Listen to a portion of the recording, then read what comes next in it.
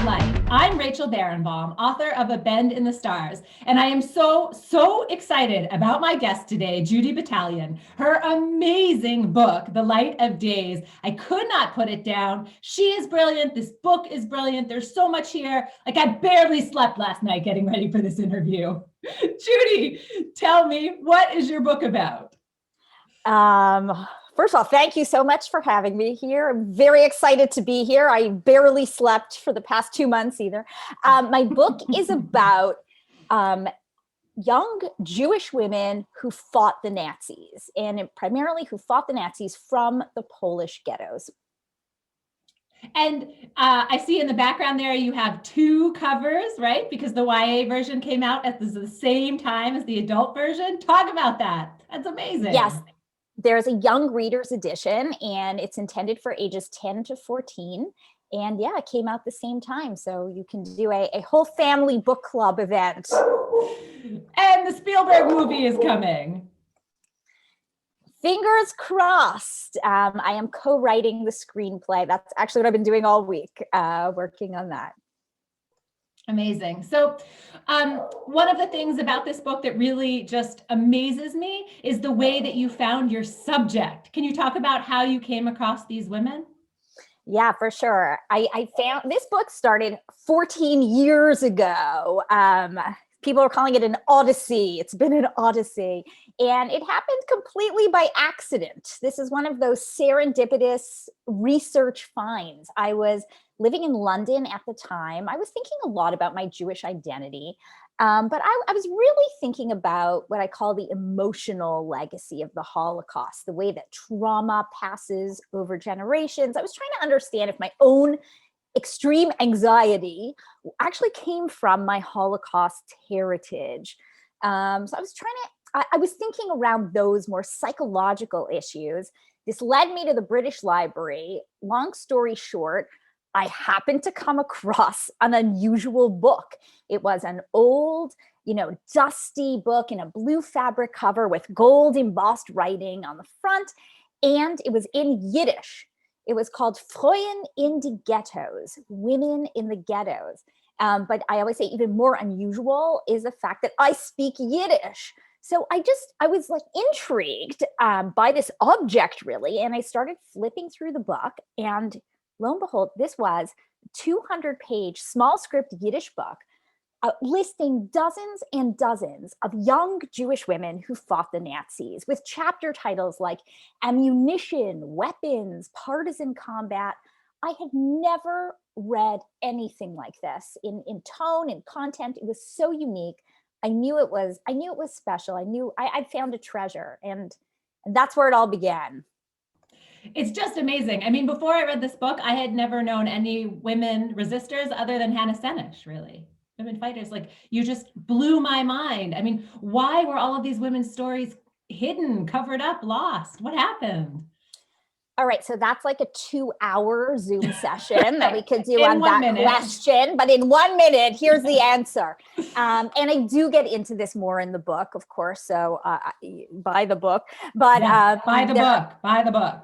There are many reasons. Part of it is because the Jewish resistance in the Holocaust is under discussed, and women's experience in the Holocaust is under discussed. And here's a story of Jewish women resistors.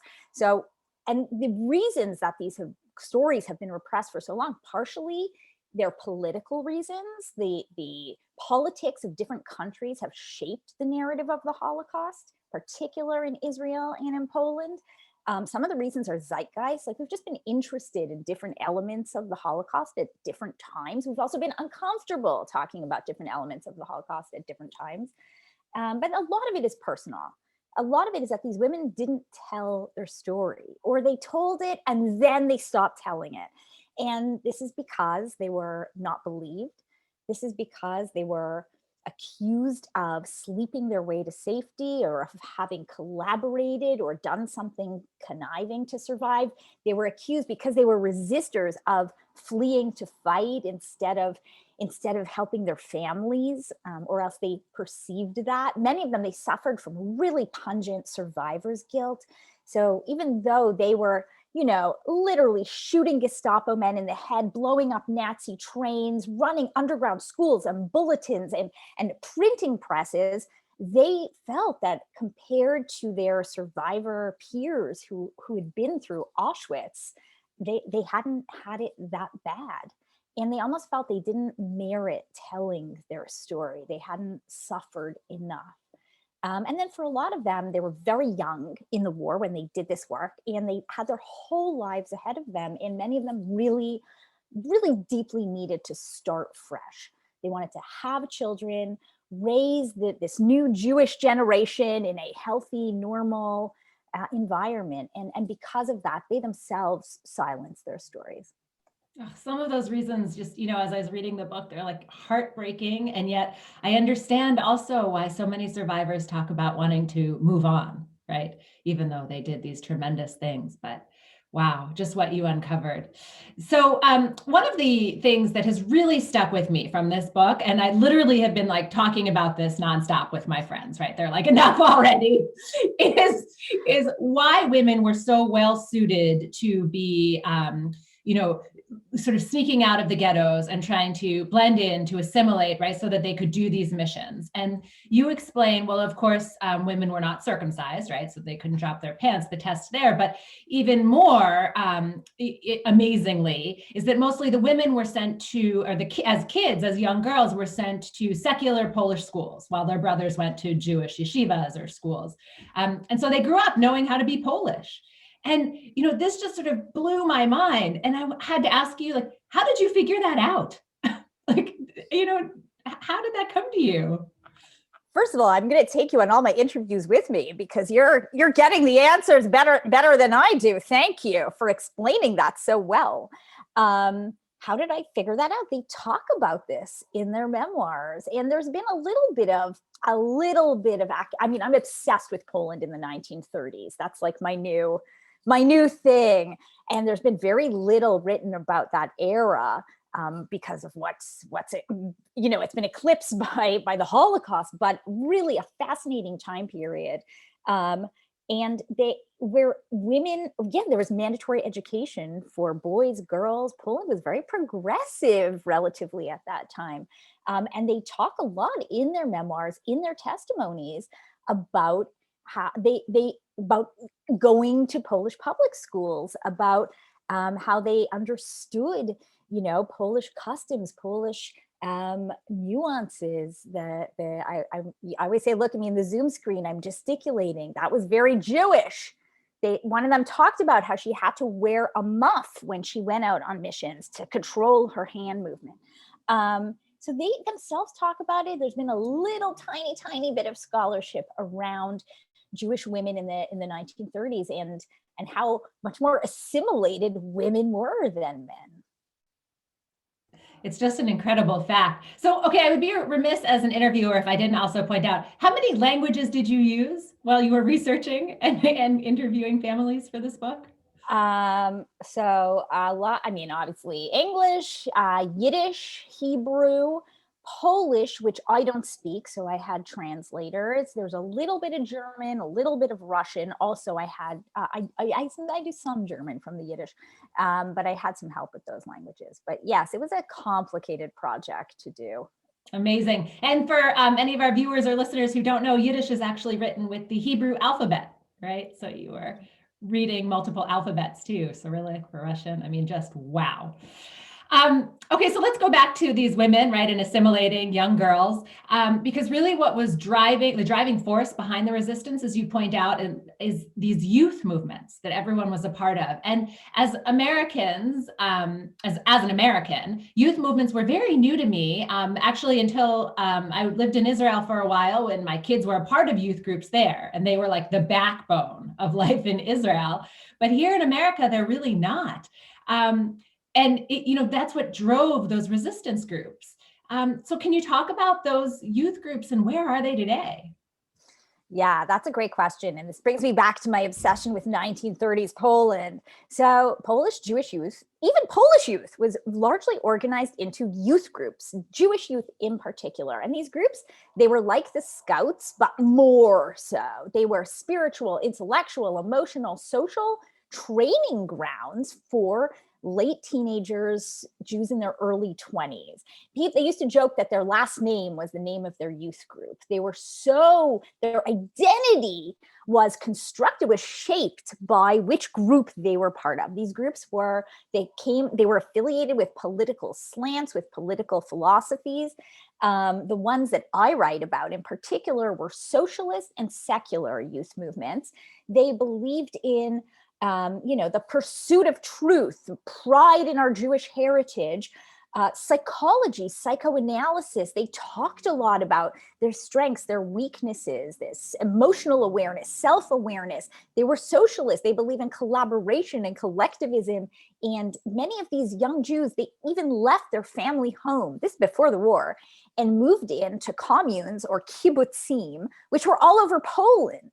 And in these kibbutzim, yes, who knew? So in these communes, these young Jews, first of all, they really bonded with each other.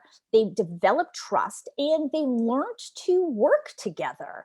They talked about how to work together. They also prided physicality, self-sufficiency. They did athletics. They worked the land. It was important to be physically strong too.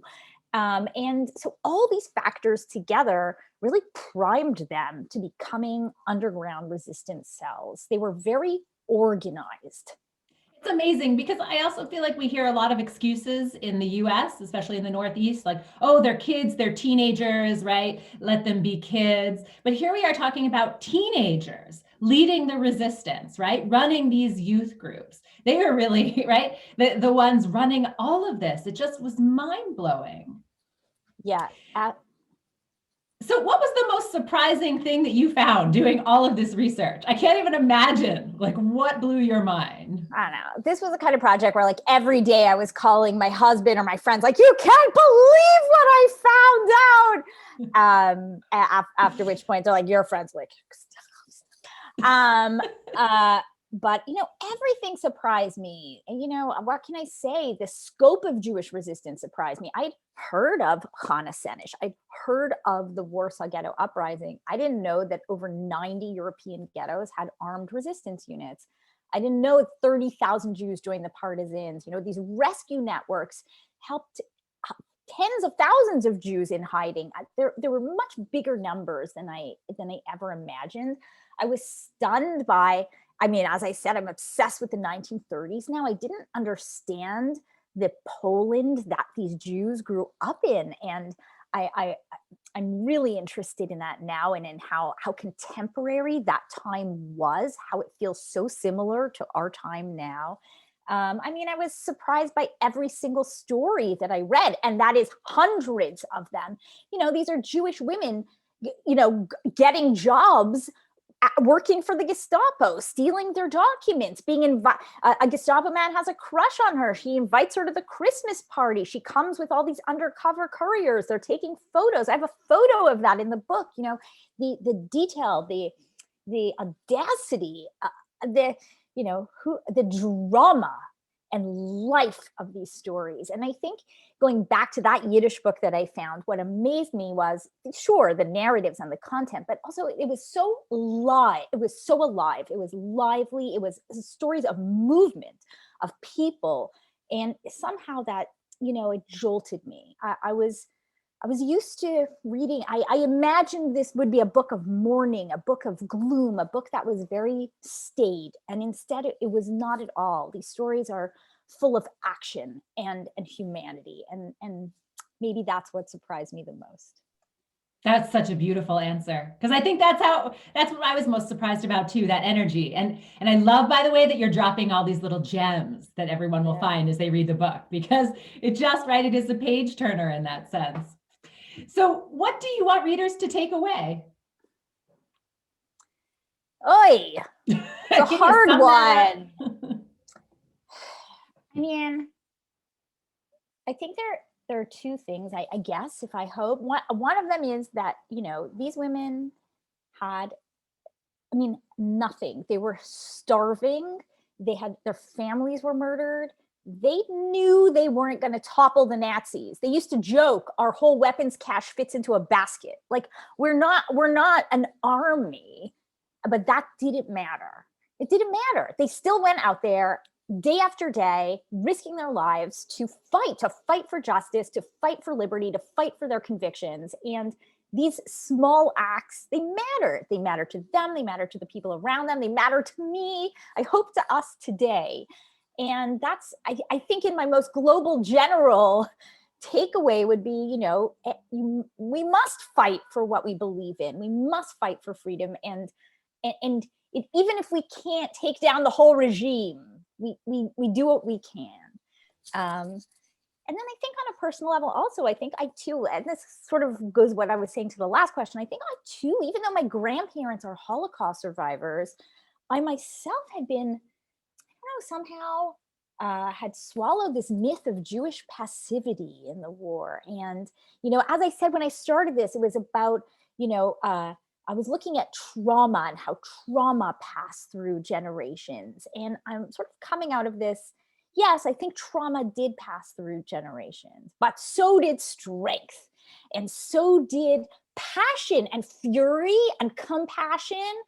And, I'm so proud of my legacy. And I don't know if that's a takeaway, but I hope it is for readers to feel proud of their heritage and proud of their history, and to know that even if we come from a history of trauma, we also come from strength. And I'm trying to hold those both together. I love that. I'm going to make my kids listen to that answer. That was really, really good. Okay, so good work. I passed. All right, so my last question for you is, what kind of advice do you have for people who are setting out and trying to write nonfiction? People ask me that question, and I'm always like, I never have good enough advice to give. The main thing I always say is read nonfiction and fiction, and read critically. So and I'm a bit embarrassed to admit this, but even now I still keep like a reading log of all the books I read and like what works in them for me and what doesn't work. And that's what I encourage people to read, but also to think what works for you, what worked in this book and what really didn't work in this book. And think about it. Think about it that way. And then let that help shape your work, shape your writing. On a very practical note, I am someone who I absolutely 1,000,000% need to have external deadlines. I'm not like I can't just sit down and work. I need to know that I have 2 weeks and that's it. And, even creating a bit of a stressful situation for myself, my husband thinks I'm nuts, but I actually need that.